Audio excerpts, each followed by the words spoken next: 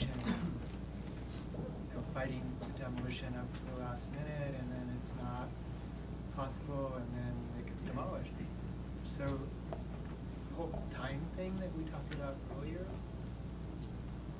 to all of you, when is the point between sort of starts to decay and becomes a demolition, but also the point as a preservation project where it cannot be demolished and then maybe it can, that thing in the middle, like somebody used the word the liminal space of, where you kind of bring it in between, that's after it's been recovered too.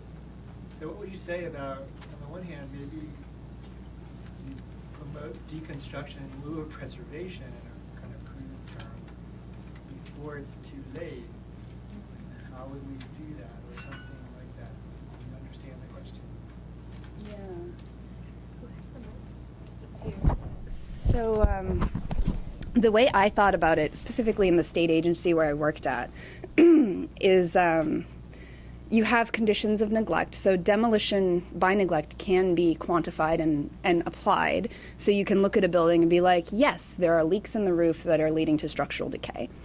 And so if you've identified that and flagged it, I feel like if these conditions reports are filed every year in the state agency, if they've gone by for so many years, how many years is that?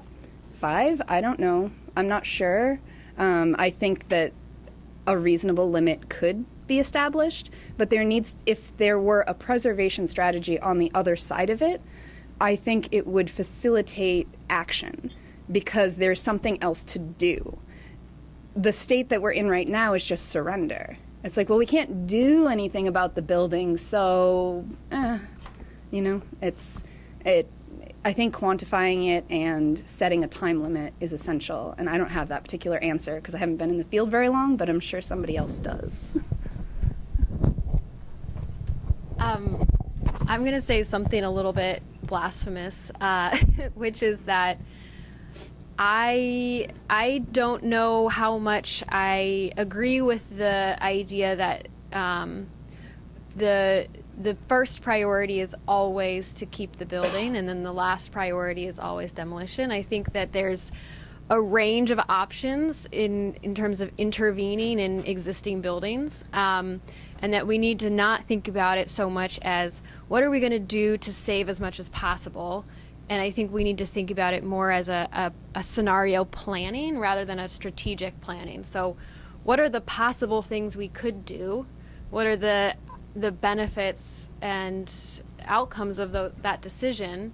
And I think that it should be, as much as possible, a participatory decision-making process. But that is also sort of, requires a lot of changes in how we govern. But and my input will be about not the last moment, but the first moment, because there's a million more buildings that are worthy of consideration that are torn down way before their end of life. And those are the materials also that we need to question. And in questioning that, I think we should also question the concept of what is heritage. The heritage of our waste and our landfills is also our heritage. The heritage of our skyscrapers and office buildings are also our heritage. And by limiting the question of what our heritage is as only the ones that are designated and recognized by the state is limiting the capacity of really the wider scope of what conservation also is. So that's my jab. Mark last night talked about the idea of process versus product in terms of a circular economy discussion, but I think that's incredibly true for preservation as well, that heritage is a process. It's not the building, it's the relationship that people have with the place. So Question. I'm really intrigued by the discussion that's been raised with the three presentations and how they connect. I worked in preservation at the community level, provincial level, federal level, so and I have to say I've had a mixed relationship with designation, heritage designation. I was a long-time advocate of it and explained how to municipalities how it worked and so forth for quite a few years, and sort of championed it at the time. I think, as you said, Allison, like the idea that we are now looking at what is heritage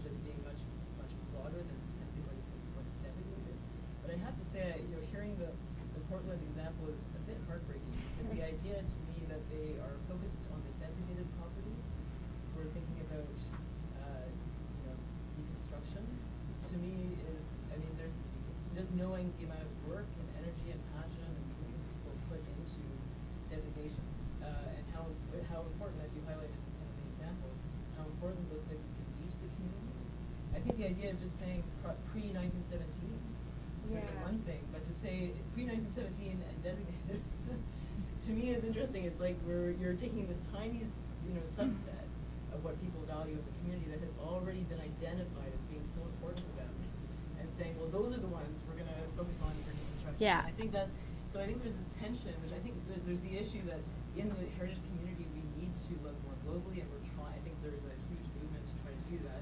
But in popular society, people still sort of see designation as maybe just being the ones that are important, but at the same time, or seem to be in that case the ones where we can kind of open it up and start to deconstruct. So I should say that the ones that are designated still have all the regular protections against demolition. So there's very few that are demolished. They have demolition delays. They have to be approved by the commission to be demolished. So these are the ones that would be the only designated buildings that would be deconstructed are ones that would have otherwise been demolished. So it's really, I think in their language and their thinking to capture the value, the material that's already been sort of determined to have value that isn't just pre-1917. That sort of, yeah. I would say that this is just a way that sort of to appease, oh, don't worry, Yes. we're going to deconstruct. Absolutely. So it's okay, and kind of bumping that as a priority issue. Yeah. So anyway, it's an interesting thing. To me, I think how do you see Yeah. this issue in terms of trying to promote the idea of deconstruction, but at the same time recognizing that there's, that these places have importance often as a whole. Yeah. Whole site that has not been deconstructed. I guess how do you see how to communicate that? And I think it's the issues you raised around communicating between the preservation, like between the different sectors and the different areas of organization.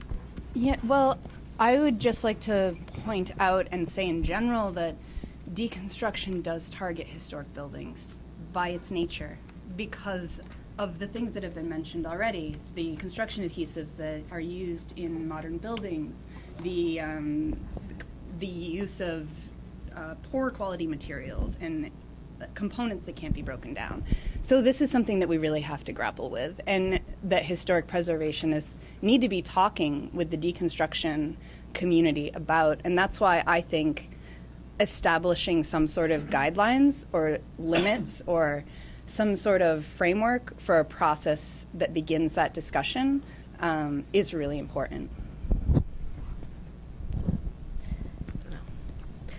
There's also a lot of There's a lot of toxic stuff in our environment, including in interventions that were made in historic heritage buildings. Like, I don't know. I don't think it's just these ones are easy and these ones are hard. And I don't think the question of contamination is one we should continue to have. And yeah. Unfortunately, I think we're probably out of Yeah, unless, time. because we're going to be borrowing and borrowing. But unless somebody has a really pressing question that will bring it all together right now. Oh, well, you asked a good question at the end of the last Yeah, session. this one here has to do with that very interesting slide about demolition and deconstruction. And then a preservationist didn't see a difference between the two slides. Yeah. A heritage conservationist would, because the act on the right-hand slide was conservation. In that respect, it's a lot like organ donation, where you're taking that heritage element and you're moving it through into another building for another life. But not only the heritage components are being conserved, but you're sustaining Yeah. the world. And the conservation as a term is a better bridge between what we're trying to do here and sustainability than the word preservation. Because Yeah. preservation means we've got this and we're going to keep it forever. Sustainability and conservation means we're going to make the best use of the resources we have for the purposes that we feel are important. Yeah. Yeah. I actually had an organ donation slide in my original. There was like a little kidney bean going across. Yeah. I think Agreed. in the U.S. a lot of us hate the term preservation and preservationist, but it's just what we use. It's kind of forced upon it's forced us upon us. and Yeah. something we attack Yeah. and try to grapple with. Yeah, conservation is better. I like it better. Just as a follow-up on that, the words you choose really sort of lays down the tracks on which Yeah. your train of thought runs. Totally. So heritage preservation, especially in the States, gets itself into this little conceptual box, which is hard to back out into the areas of sustainability. And the choice of conservation would make that transition a lot easier. On that note, final round of applause here from